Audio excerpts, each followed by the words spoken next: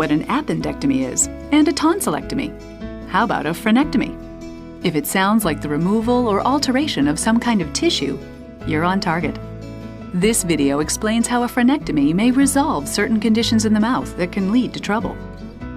A frenum is a small fold of skin or membrane that connects more movable parts of the oral cavity, like the lips, cheeks, or tongue, to the more stationary jaw and gums. The frenum under your tongue is called the lingual frenum.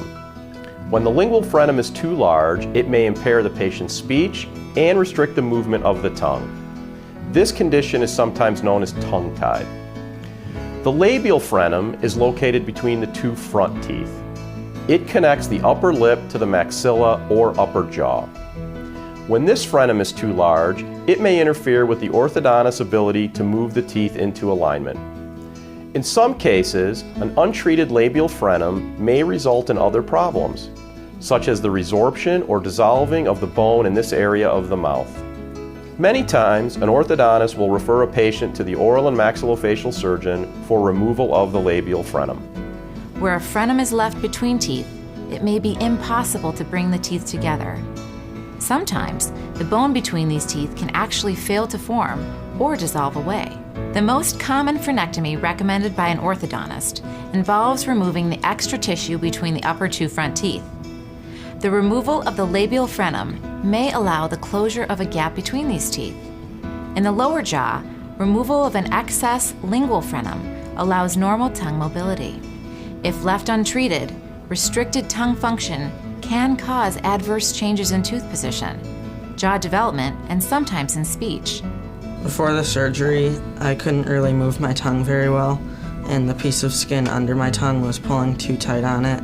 When the orthodontic patient comes to the oral and maxillofacial surgery office for a consultation before a frenectomy procedure, the surgeon takes a history, conducts a physical examination, and reviews any pertinent radiographs.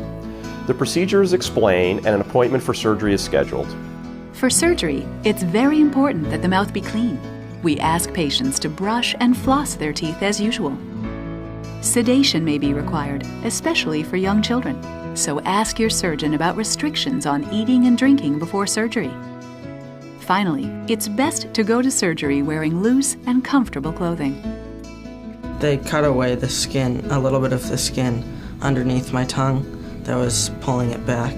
It worked out very well. Now I can move my tongue a lot more, and I can get pieces of food that might get stuck in my teeth. The prime outcome is a balanced environment for the developing teeth and jaws. This balanced, soft tissue environment supports not only the establishment of proper tooth and jaw position during treatment, but helps us maintain these changes long-term.